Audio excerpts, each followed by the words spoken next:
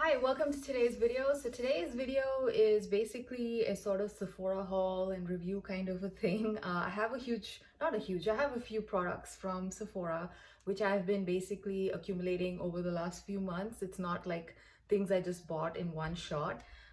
So yeah, I rarely basically buy too many things at one time at Sephora. I'm more of a bits and bobs kind of a person.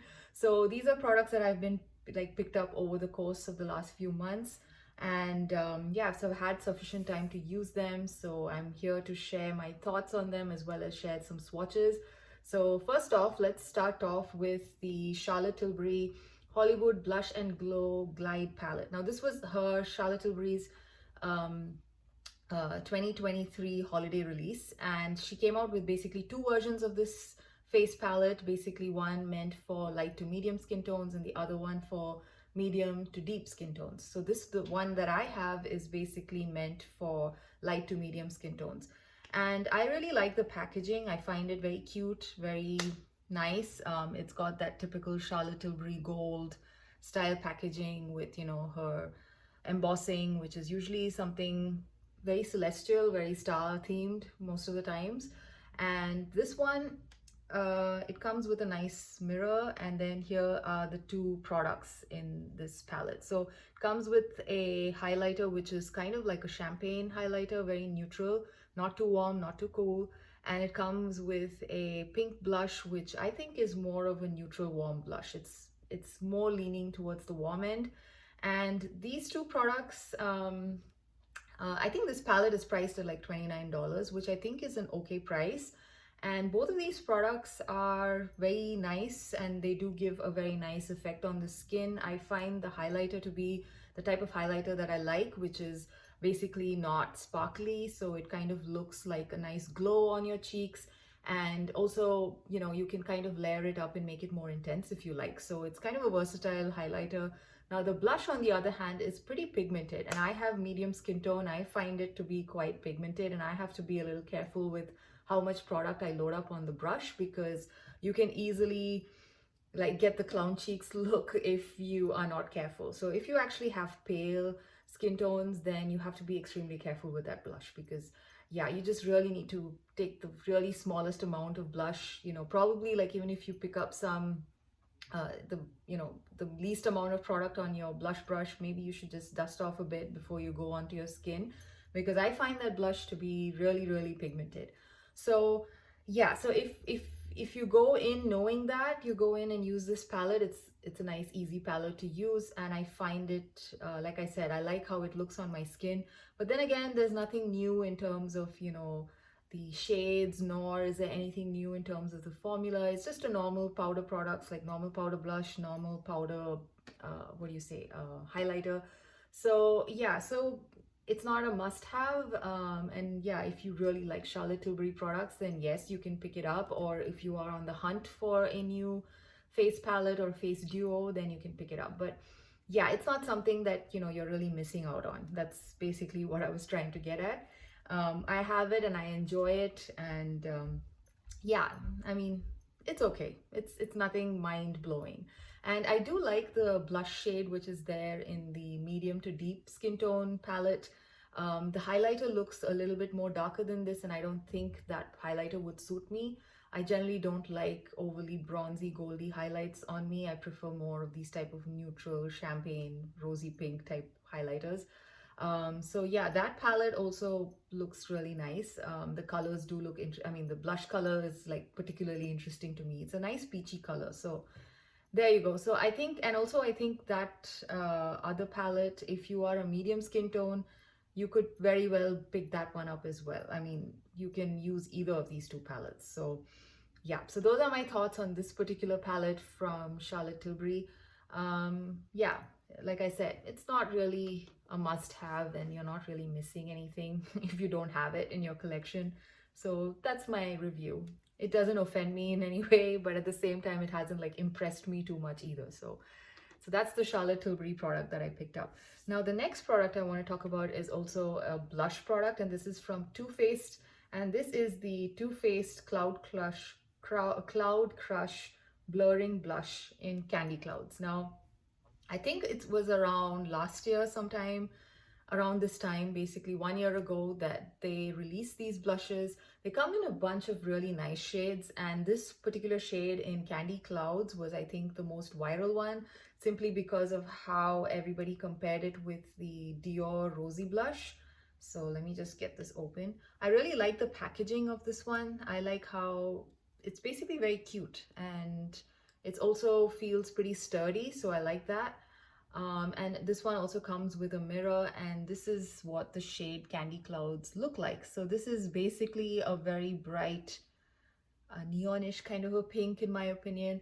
And it does have a little bit of a fragrance. It's a very perfumey scent, a little bit more of a floral scent than anything else. It smells, it's a very mild scent. So once it's actually on your cheeks, you don't really smell it. So that's fine with me. I don't like makeup products which are so strongly scented that you can smell it hours later on your face. That does not happen with this one. This one is, like I said, a very mild scent. So yeah, but of course, if you don't like perfumey scents in makeup, I would just not buy this at all. So this one again is, I think around $29 in price. And I don't know, I'm okay with this. The shade is fine. I do have a liquid blush which kind of gives a very similar result on my face, on my cheeks, and I kind of prefer that to this, simply because this one is actually very much like it's supposed to, it's kind of, at least maybe this particular color on my skin tone, I feel like I have to go in layers. So it's the opposite of basically the blush in this one. So you have to keep applying it in layers for the color to build up. So what happens, I feel, is like I do sometimes feel like my face feels a little extra powdery with this blush on. I mean, it is a good thing that it's a buildable blush, but I think for this particular shade on my skin tone, I feel like I have to build it up a little bit more than maybe the average person who can probably pull this off better, like a person with a lighter skin tone, basically, not average person, the person with a lighter skin tone. And this one, yeah, because of that, I'm not the biggest fan.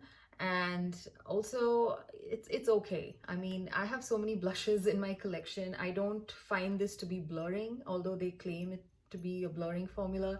Maybe it's because I have to apply so many layers that, you know, I'm not really noticing the blurring effect so much. Maybe it's just too much powder on my face eventually.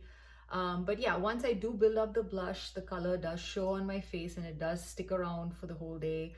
And yeah, everything else is fine. Just the whole feeling of having a lot of powder on my cheeks is what kind of makes me feel a little bit kind of okay about this blush. Like, it's not really in my top blushes in my collection. So yeah, so this one again is another powder blush, just like this one. So this one, final thoughts, it's okay. It's not my favorite. It's also something that maybe I will use it a couple of more times, and if I'm still not very happy with it, I would probably declutter it. And I think in the summer, I might have to build this up even more for it to have the same effect, the effect that I'm looking for, basically. So this is more like a wintertime blush for me. So let's see how it goes. It's okay, like I said. And the formula is, like I said, a buildable formula, and I don't know if it is because of the shade or if all the shades are like that, but I personally think this is pretty sheer if you apply just a single coat. So yeah, like I said, I'm not sure if the other shades, the darker shades in this line, are similar in terms of how sheer they are. Now, the next product is actually a lipstick, and this is from YSL. This is the YSL Rouge Pour Couture, the bold lipstick, and I have this in the shade 16. Now, this one is actually one of the newer release shades in this line, and actually they don't have the shade name on here. So this is number 16. I believe the shade name is something like Intense Rosewood or something. I think it's Intense Rosewood. So the problem I have with this particular lipstick is it was nothing like what I saw online. I mean, even in the tube, it actually looks like it looks like a nice medium toned rosy color. And unfortunately on my lips, it looks like almost just my same lip color. Like, it looks like a nude lipstick on me. It does not have too much of that rosy tones coming out. It's more of a brown peachy nude shade versus a brown rosy nude shade. I was hoping that it would be more of a brown rosy kind of a shade because it has the name Rosewood in it, so I thought it would be like that. um, and the formula is also, so that's with the shade. Now the formula, I absolutely detest the smell of this lipstick. It has this fruity floral, not, I think more of a fruity scent, which I'm not the biggest fan of. And something about the smell reminds me of Essence lipsticks. I do have an Essence, this is nude lipstick. I have two shades in that. I have to basically pick it up from my collection, but I can pop a picture. These ones, they smell exactly like that. They also kind of perform the exact same way. So the Essence lipstick is like $3, and this one is like, what, I don't know, 32, 36 bucks. So I'm a little bit disappointed. I don't like this scent. The main issue I have with those $3 Essence lipsticks is the scent. Unfortunately, here it's the same scent. So yeah, and overall, yeah, the shade, the formula as the scent, nothing was impressive. Yes, the packaging is really cool. I like the packaging, but even the packaging I feel could feel a little bit more. Okay, I'm trying to compare it with the Give Beauty, which I'm going to be talking about next. This one, yeah, okay, it has some weight, but somehow, I don't know, the last time I picked up a YSL lipstick was probably 10 years ago, and I remember those lipsticks being a little bit more weighted than this one. This one feels a little bit more plasticky. I don't know. Let me know your thoughts in the, comments if you've tried lipsticks from YSL like maybe 10 years ago, and if you've noticed, a change in the quality of packaging and quality of product as well. So yeah, this is my first YSL lipstick in a long time, and I am a little bit disappointed. So I don't like the scent. I don't like the formula. I mean, the formula is okay, but it's very similar to the Essence This Is Nude lipstick. It's just so similar that I just cannot justify paying this price and then, buying any other shade in this line. So that's my take on this. So yeah, so that was the lipstick which was not so, with not so good reviews from me. Now the next lipstick product is actually from Give Beauty, and this is the matte lipsticks in Give Beauty's line. And I've been wanting to try Give Beauty for a long time, and I finally decided to just try out these lipsticks. I initially, the first time around, I actually bought one shade in this lipstick line called Original Me. I think it's called the Original Me matte lipstick line, and I have the shade Lovable Me. This is the first shade that I picked up, and I absolutely love this shade. It's a very nice, um, like Your Lips but better shade for me. It has just the right hint of rosiness to it. It has just the right hint of warm brown, so it looks really nice on my lips. So I really, really enjoy this lipstick. This is also a matte formula, and I much prefer this matte formula to this one. I mean, both of them are like this creamy matte. They're not like super matte. So yeah, keeping that in mind, I just rather buy the Give Beauty one versus the YSL. So yeah, this is absolutely fantastic. The formula is great. I just wish they had more shades in the line. The other shades, I have one more shade, which is basically what I have on my lips today. The other shade that I have from Give Beauty is the 80s Me. And this one is like a really, this is the latest one in my collection. This is like a bright, I don't know, pink plum.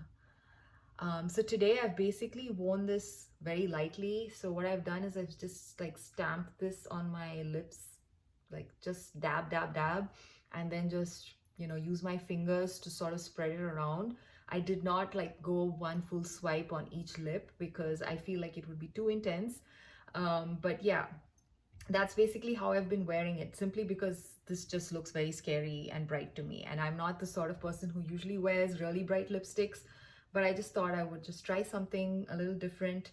And I'm glad I did, because I actually like how it looks on my lips today. It's a nice bright pink. It's almost like a Barbie pink, but a warm toned Barbie pink. So I kind of like that. Because usually, bright pinks do tend to have very strong white base to it, which kind of makes me look pale, and I don't know, it just washes me out, gives me a gray tone to my complexion. So this one does not do that. So if you have a warm undertone, I think this lipstick would work for you if you're looking for something which is kind of like a bright Barbie pink sort of shade. I believe the shade, the 80s Me, is described as a sort of plum. On my lips, I don't feel like it comes off as a plum shade. I don't know. Do you think this looks like plum to you? I don't know. For me, plum would be something a little bit more deeper. So this is more of like a pink, in my opinion, a very bright one. So yeah, so both of these lipsticks, fantastic. Love the formula, very creamy to apply. Like they just glide on really nicely. This one too, the YSL one also kind of glides on, but again, I just don't like the scent, and I probably will declutter this in my collection because I don't like it at all. And I'm kind of disappointed because this is actually a very expensive lipstick.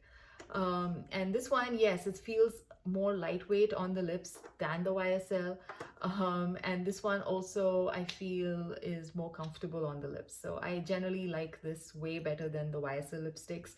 And yeah, so basically, yeah, this is the winner when it comes to lipsticks in this particular haul.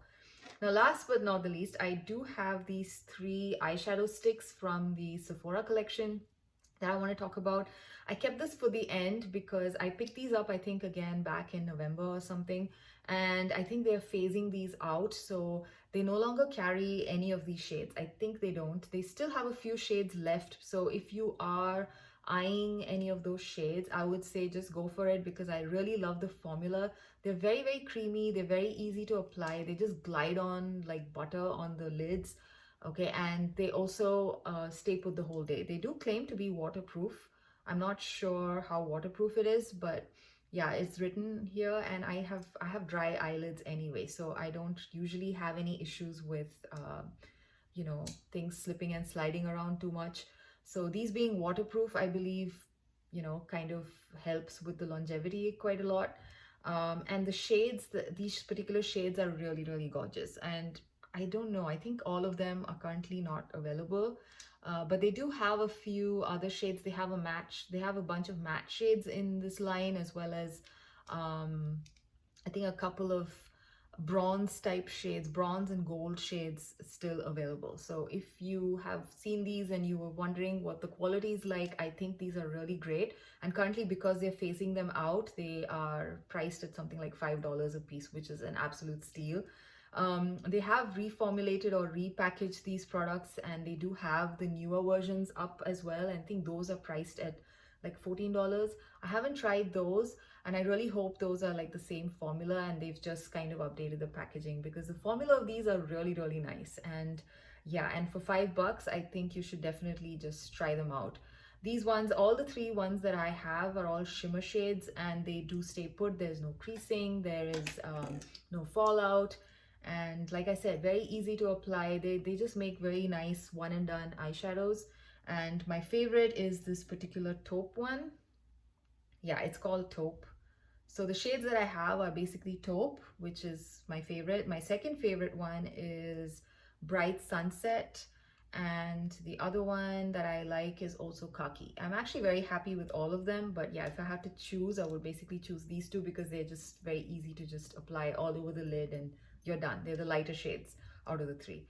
And these are also made in France and really nice. So, and I think they're as good in quality as the Bobbi Brown eyeshadow sticks and the Laurent Mercier ones. So I would not hesitate to pick these up. So yeah, so that's basically my review of a bunch of products that I have tried recently from Sephora. I hope you liked this video, and I will see you again in another one. Bye.